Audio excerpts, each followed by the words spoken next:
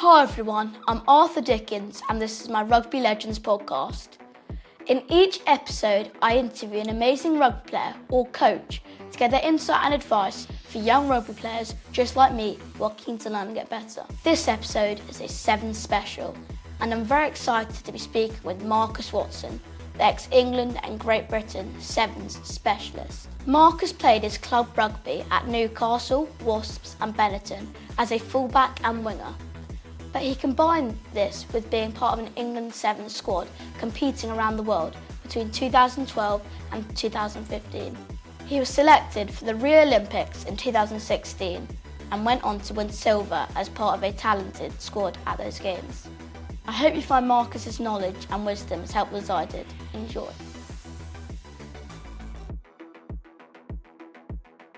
I just want to say thanks so much for taking the time to be on our podcast. I really appreciate it.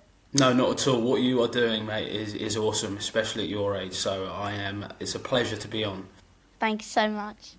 Marcus, with it being Sevens season for a lot of players at the moment, and having recently played at Roslyn Park myself, I would love to get your wisdom and advice for this format of the game. Is that okay? Absolutely, of course it is. Of course it is. And Roslyn Park, how good a tournament is that, by the way, as well? Oh, I loved it. It's one of my favourite times of the year. I've been 2 years now and I've loved it. It is awesome. It's so good. So you want me to just give you a bit of a rundown about some Seven stuff and how it works, etc.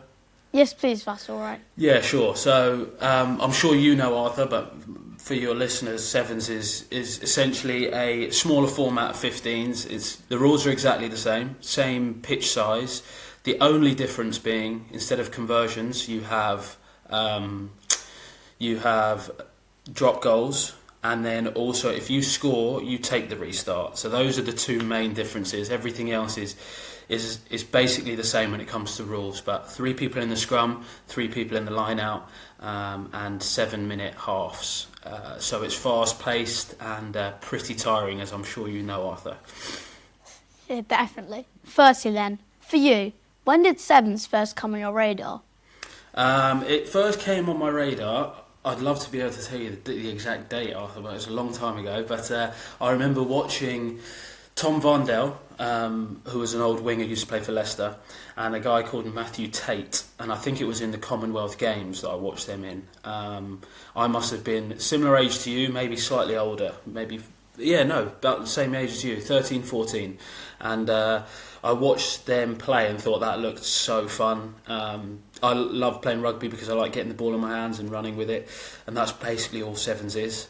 And I saw those two guys, really quick, really good footwork, making line breaks and making it look like a really enjoyable experience. And then, just like you said, went to Roslyn Park, thought that was amazing. So, and I think I got to the point where I was even looking on who played England Sevens before, and just before I started, Danny Kerr played, James Haskell, so quite a few players, and as I said, Matthew Tate and Tom Varndell, all 4 of those players, plus numerous others, Ben Foden to name a few, have all went to Sevens, then played England 15. So that was kind of like, I thought, amazing. I could potentially do both, or try to do 15s and Sevens. So that's kind of when Sevens caught my eye, 13, 14 years old. When you were at Roslyn Park, did you ever get through to the next day? No, I always wanted to miss school for the next day, Arthur, but I never managed to. I went to a school called St George's College, Weybridge, and we weren't the best rugby school. Maybe I should have just played a little bit better. What made you commit to it over a 15-man game? It's a funny one because when I first started, it was you played Sevens and then you could go back to play 15s. It was very much, if you were in the academy at your club, you could get invited to go play Sevens, and then you go back to 15s. So when I first started, that was still the case. So I played my first tournament at 19 and I was still with London Irish. Then it got accepted into the Olympics. So then it kind of, a new coach came in called Simon Amor, who was an unbelievably good coach, and he changed it into a full-time programme. So you'd have to basically be full-time Sevens, just like a club team. And I was at Saracens, actually. I had a dual contract with Saracens and Sevens for the first year that was. That did not really work very well. So it was a case of choosing one or the other. I carried on with sevens with the hope that I'd get back into 15s. So I was fully committed, but the plan was always to try and get back into 15s. And Saracens made it a little bit more simple for me because I was injured, I think, from pre-season, my first year at Saracens. And I think I played one game for the second team and that was it. So they weren't going to recontract me with how injury prone I was. So it was an easy decision for me. Do you ever wish you chose 15s? It's a great question, and so the honest answer is I would love to know what would have happened if I did play just 15s, but I don't regret playing sevens in the slightest because sevens, I think throughout my whole career, probably taught me the most about myself, turned me from a boy into a man, and I made lifelong friends and also managed to travel the world. And one thing I can kind of carry with me and tell my kids and their kids that I went to the Olympics and got a silver medal, which is quite cool. What made you so good at sevens? I think initially sevens is great for back three players who are fast and have good footwork, and I would say those are probably my two strongest factors as a rugby player. So I'd say initially it was those two, and then towards the end I think you can't play sevens for very long unless you're mentally pretty tough. And you have to be at least a quite good teammate because it's such a small squad. You have to be able to get on with people. If you don't, you get figured out pretty quickly and it's not good for the team environment. So I would say initially speed and footwork, and then I think I had a good all-round skill base too. But yeah, that got better the more I played, and then I think some of that mental toughness came in because I remember the first game of sevens I played in Australia. We played Scotland, and I sat down. I remember this so well. I was 19, so this was, how many years ago is that? 14 years ago. And I sat down in the change room afterwards in the tunnel with a wet towel over my head, thinking I can't actually play this again, and I had 5 more games to play. It was the toughest thing I've ever done, and then after that it was fine. It was just that first game really tough, and then it was all better after that. So that mental toughness definitely creeps in when you play sevens. Yeah, I was watching some of your highlights the other day and people used to call you the Flash. That's a nice nickname to have, I won't lie. That if I was to pick one, it's up there, so I'll take it. How easy or difficult is it to switch between sevens and 15s? I think it used to be easier because you could play both, so you could kind of dip your toe in either and keep yourself sevens ready and 15s ready, because the more you practice anything, the better you'll be. I remember playing sevens for 2 years, then going back to 15s, and it took longer than I thought. Because I'd played 15s my whole life, I thought, okay, this will be quite easy to go back to 15s. And it took a little bit of time, but I would say I was probably the only thing that was difficult was the positioning side of things. Everything else was easy. The harder transition, I'd only been in 15s for 1 year, was from 15s to go back to sevens. Not because of anything to do with the way it was played, but fitness. There's nothing worse than playing a game of sevens when you're not as fit as everybody else. And I found that out in the Olympic trials, actually, when I came back for that period. Going from 15s to sevens, the fitness is the hard element, and sevens to 15s is maybe the tactical side of things. But physically, you can play both and be absolutely fine. Speaking of fitness, what did your fitness program look like? So the difference between sevens fitness and 15s is sevens is obviously shorter, so there's a lot more speed endurance. So you have to do some serious speed endurance. But the way it worked is in 15s you have one big block of pre-season and then you have your whole season.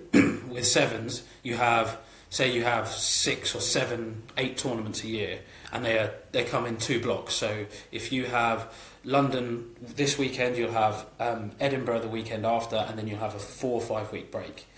In that 4 or 5 week break, you have a little mini pre-seasons within it. So you have, if you stay fit the whole year, you've got about 6 mini pre-seasons, and then your actual pre-season is very long as well. So the fitness element is very different, but it keeps you incredibly fit by the fact that you do so much fitness throughout the year.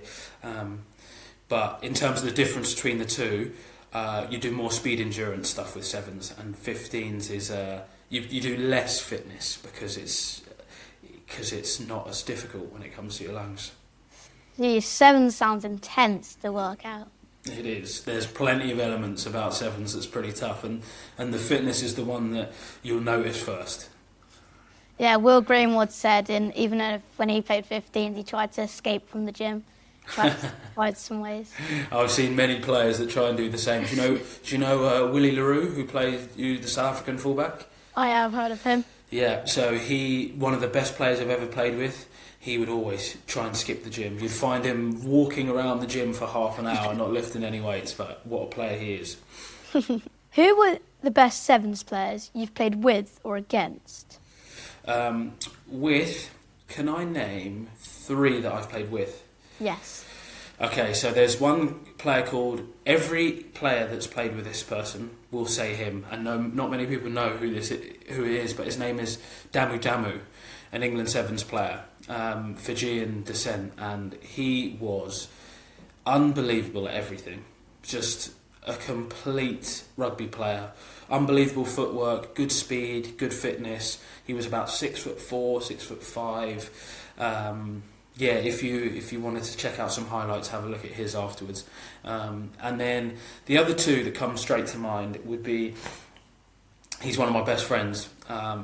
So we like to take the mick out of each other. So I never like saying his name. But Dan Norton is one of the best players that I would have played with. When he is on and he's playing his best, he's untouchable. I played centre with him, and I'd pass him the ball, and I could almost walk back to the halfway line sometimes. He was that good when he was on. And another one was a guy called Matt Turner. In terms of ability and just natural ability, Matt Turner was unbelievable. He played 9, centre, wing. He'd beat Dan Norton in some of the speed tests every now and again, which Dan Norton didn't like. But yeah, he was a great natural rugby player. And against, I was going to say, I think against in sevens, there is a South African rugby player called Colonel Hendricks, who sadly passed away last year, actually. And I used to love playing against him because we had good battles against each other, and he was a great player. So I think I'd put him up there on the list, and another guy called Joe Webber, who played for New Zealand, who was also my opposite man quite a lot. 2 very good players. Out of all of those players, which would you say stood out for you the most? Yeah, I'd say Dan Norton. There's a period when he is playing his best rugby, it's a joy to watch, and it's so fun to be playing with him, because he's got great energy about him as well as a person. So when you pass him the ball and you know that he is as fast as he is, and he can do that spit. When I talked about speed endurance, there's not many better than him. He can do 6-7 full out sprints in a game and score 6-7 tries. When you say stood out the most, he is someone that if I was your age and watching, he'd be my favourite player. Yeah, after this interview, I'll have a look at some of his highlights. You'll be impressed, I'm sure. What are the 2 or 3 things a young player absolutely must develop if they want to play sevens at the highest level? So I would say a good all-round skill set would be one, because I think a lot of people think of sevens and they think of just flair, footwork, speed, but if you can't tackle, that's a problem. So you have to have a good all-round skill set, because you miss a tackle in sevens and it can be a try, or it's more likely going to be a try, whereas 15s, you miss a tackle, there's so many players on the pitch, likelihood is one of your teammates will be able to try to make that tackle to help you out. Sevens, you might not be so lucky. And it won't just be tackling, it's also you have to be really strong in the ruck as well, because if you lose sevens, it's so important to keep hold of the ball. So if you lose a ruck, then if you're not good at rucking and keep losing the ball, then if you don't have the ball, you can't score. So a good all-round skill set would be one. Two would be fitness. Like you don't have to be Dan Norton style speed or Henry Arundel type speed. You just have to make sure that you're fit enough to be able to get past those 14 minutes. Because, for example, there's someone that I can think of, a player called Chris Cracknell, who played sevens for quite a long time, and he was not the fastest. He was a big guy, so he was very strong, but he was very fit, and he had to be because everyone's so fast that he had to stay fit. So I would say those two would be the main factors of what you need as a strong base to become a sevens player. Yeah, the team talk for a game, what we said is, a missed tackle can lead to a try. And as you said earlier in the interview, you do get found out in sevens. You do, and it's great to put your skills under pressure, and sevens is a very good way of doing it. That's why I advocate sevens massively for young players like yourself. During tournaments, how did you manage play multiple games in a day, both mentally and physically? Oh, that's a great question, because I think it's one thing that gets overseen quite a lot in sevens, or maybe not thought about, is if you win all your games, you get to a final. You have to be at your best for that final when you're at your most tired, because you've had 5 games over 2 days, sometimes 3. You'll be knackered at that point, and that's when you actually have to be at your best. So being able to recover in between games is key. We tried plenty of different approaches. There's times when what I like to do is I like to nap in between games quite a lot, which you'd think is strange, because you're thinking, okay, this guy's going to be going out to play in a couple of hours, why is he asleep? But sleep is a great recovery tool. And then after the 3 days, so after day 1, you can have ice baths or recovery protein shakes. And then towards the end of my career, people started getting the the Normatec boots or the leg compression boots. Yeah. So you can get those, travel with them, put them on after a game. But you don't need anything fancy. The main thing would be if you were to get if you can, little nap, lots of water, and lots of fuel. And that will get you through a weekend absolutely fine. If you don't do any of those 3 things, it might be a pretty tricky weekend for you. Mm-hmm. I remember when I was at Roslyn Park, there was like this tent called the Elite Rugby Academy, and I tried on the compression boots. They're really nice. Yeah, because you can change the different settings, can't you? So you can make it. How do your legs feel afterwards? Do they feel good? They just feel brand new. All the lactic acid's gone. So. Yeah. They're good. They're very good. There's loads of different recovery tools that are great, and they're definitely one of them. I used to use them a little bit as well. Winning a silver at the Rio Olympics in 2016 must have been extraordinary. Can you tell us about your experience?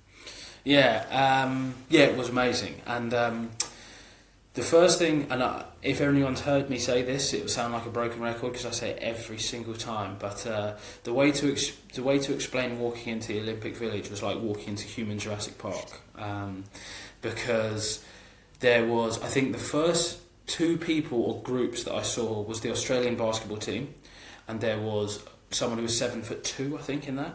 Yeah, and then after them came the GB gymnasts. And there was a couple of ladies there and men that could almost walk through my legs. So it was unbelievable to see the different athletes. But it was the coolest thing was just being in a village where you could say that some of the best athletes in the whole world were there, in one place at one time, all going for gold.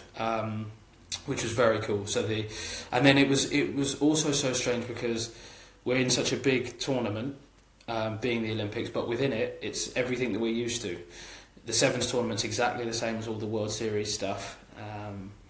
What a time we had. It was amazing, and then we had 5 days to celebrate afterwards, which was really good fun. Did you ever talk to anybody, like any different athletes or like basketball players at the Olympics?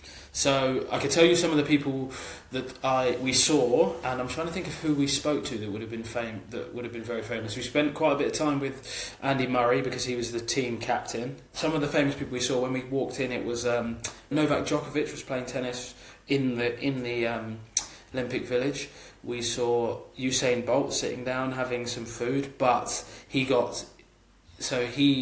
would have he's been to a few Olympics before, so I'm sure this would have happened to him in the past, but he sat down to have his food. Everyone, I think most athletes feel like they might be quite well known back home, but they're probably quite safe in an Olympic Village with everybody being top at their sport, so maybe being used to being in the public eye. But there's another level when it comes to those kind of people, because everyone was trying to take pictures with Usain Bolt, just to the point that he had to run out of the lunch hall because everyone was trying to snap pictures of him. But we saw Serena Williams and Venus Williams as well, and the USA basketball team. So we saw Kevin Durant, and I can't remember who else we saw out of the Olympic basketball team. But they were right in front of us in the queue for the opening ceremony. But they didn't stay at the Olympic Village. The other one that was very cool was Sir Chris Hoy. He came and gave us our shirts, which was really cool as well. So those are a few names that I've just dropped out there for you that we spent a bit of time with, which was cool. That is so cool. It sounds like an amazing event. No, it was very good fun. It was amazing. What was the best thing about being part of an England Sevens setup? The best thing about being part of an England Sevens setup, do you know, one thing that was so fun is being able to travel the world with some of your best friends. My best man at my wedding, called Jeff Williams, who I spoke to today actually, I roomed with him towards the end, and we travelled all the countries of the world playing together, and with with everybody else in the team who was also really good mates. And especially when you're young, 19, 20 I was at the time, amazing to be able to do that. So that's certainly up there. And then just competing on a sort of world stage was also very cool. So those two things I'd say are the best. Which was your favourite country to tour around? Oof. Good question. So the first one that comes to mind is Wellington. I loved Wellington in New Zealand, because it's the Kiwis love rugby so much, that it was kind of great to see what it was like, and the stadium was amazing. We won the tournament one year, which was I think maybe why I loved it so much, because we were getting booed in the final because we were playing Kenya. We were getting booed in the final, and for some reason I just loved that. I thought it was awesome. That's so cool. For a young player who dreams of representing GB at the Olympics, what does it actually take to get there? First thing, as we discussed before, just enjoying rugby at the start. So just play rugby because it's fun and because you like doing it. And then when it starts getting a bit more serious, what it takes is a lot of commitment and some pretty hard work, but not hard work that you'll end up loving. If that's what your end goal is, you'll end up enjoying doing some of the hard yards to get there.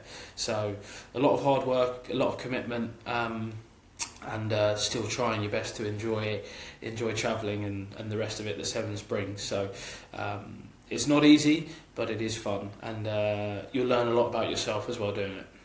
What did you learn about yourself doing it? So I learned that I had a lot left in the tank. I did not know what hard work was until I did Sevens. I think I let things for a long while. I think I thought things would figure it. I thought everything would figure itself out, and I would just end up where I wanted to be. And Sevens really taught me that you have to work pretty hard to get where you want to be. So that is the big thing that Sevens taught me. But it also taught me that you can have fun whilst doing it. It's not just a case of you hear a lot of motivational talks about people running themselves into the ground and there's no fun and all that stuff. No, you can definitely still enjoy yourself at the same time, and it's great being around good mates whilst you're doing it. So I think Sevens definitely taught me how to work hard. Yeah, hard work beats talent as well. Exactly, it's true, because I've seen it plenty of times. Our two best players at England under-16s were two of the only players that didn't really do that much. One of them ended up playing the Premiership, but the other didn't at all. And nearly everybody from that under-16s team managed to either play Premiership professional rugby or even go on and play for England. So I agree with you on that front. The person who played in the Premiership, what was his name? His name was Joe Trayfoot. He played in the Premiership. And then we had, in my under-16s team, there was Owen Farrell, Mako Vinopola, and then if I'm mixing a couple of years, there was also George Cruz, Jonathan Joseph, Manu Tuolangi, Christian Wade. George Ford came in later. Billy Vinopola came in later, and he was really young but massive. Do you watch Gladiators? I watch a bit of it. My captain at under 16s, and who I played sevens with, Alex Gray, who is Apollo. He was in it too. So we had some pretty good players in that team. Gee, that sounds like an amazing under 16s team. Yeah, I think that I'm mixing. I think under 18s and under 16s, but yeah, it was, and I'm sure I'm missing some players as well. To be honest with you. What has the game taught you about life outside of sport? Yeah, I think it's taught me. What has it taught? What has it? The hard work for sure. What hard work actually is and what it requires. It's taught me how to be a good teammate and to talk to people. And when I say be a good teammate, that can just be in a work environment. That can be just making sure you get on with people. It's taught me how important that is. Team being a good team player, because it only takes one or two bad eggs to ruin a team culture or team environment. So it's definitely taught me those things, and it's taught me different cultures, because I managed to go to Italy for the last 2 years of my career, which was amazing, really good, and it was very cool to see a different side of life and a different side of how rugby's done over there. So yeah, I'd say those three things are the first ones to come to mind when I think of what rugby's taught me. In fact, one more that's even more important than that, I think, is injuries are a side of rugby that isn't spoken about that much, and injuries taught me a lot too in terms of how to sort of deal with setbacks. So that was very important for me as a man as well, I reckon. Yeah, I was watching Ollie Lawrence's the comeback when he had his injury, Yeah. and a quote that he said that I really like is, "What you put in is what you'll get out." Absolutely. Absolutely, it's a great quote, and I use my brother. My brother played for England. He was good, a very good player, and I always use him as an example, because I think a lot of people think with injuries they think, oh, I've lost something, but you can gain a lot from an injury as well. You can come back a better player, whether that's in whatever category, but an injury is an opportunity in some respects as well. So every time he's had some serious injuries, I think he's managed to come back a better player, and that, exactly like you just said, shows that the work that he put in during his injury was good work. 100%. If you could go back and give your 18-year-old self one piece of advice, what would it be? I would say, for me, as an 18-year-old, ask more questions. Be more curious, because I think I've always been curious, but I've been scared to ask questions. And now that I'm older, I think I probably annoy people with how many questions I ask. But I end up learning a lot from it, because you ask people questions that you want to know answers from, and you learn a lot. And I think I was too scared to do that at 18, and that's something I should have changed, I think. That's very interesting. What do you think about that? I think that's good. I feel like, be curious as well. If you don't get something, I feel, definitely ask questions. 100%. I try to get out my shell a bit and ask some questions. That's why I think it's amazing what you're doing, because even at 18, I think I would have been very nervous to do what you're doing. So you're doing a great job. And it looks like you're not nervous to ask questions at all, which is great. So well done. Well, I feel very nervous, but you don't look it. And being nervous is okay. Everyone gets nervous, so don't worry about that. You're doing a great job, mate. Thank you so much. No worries. Final question, Marcus. If you were a young player watching this interview right now, what's the one thing you'd want them to walk away thinking? Maybe just what we've spoken about now. I'd turn around and say, don't look at me, look at Arthur doing great work at his age. So you'd be the inspiration, I think, for young kids as well, more so than myself. But I think I would, just like we spoke about, ask questions. Be curious, because you get a lot of good answers. And don't be scared to ask people anyone. You can ask anyone a question. Look, they might not give you a response, but what's the harm in asking? So that would be what I'd say. Thank you so much, Marcus. And I just want to say thanks so much for taking the time to be on our podcast. I really appreciate you taking the time. Not at all, Arthur. I really enjoyed it. Thank you very much for having me on, mate.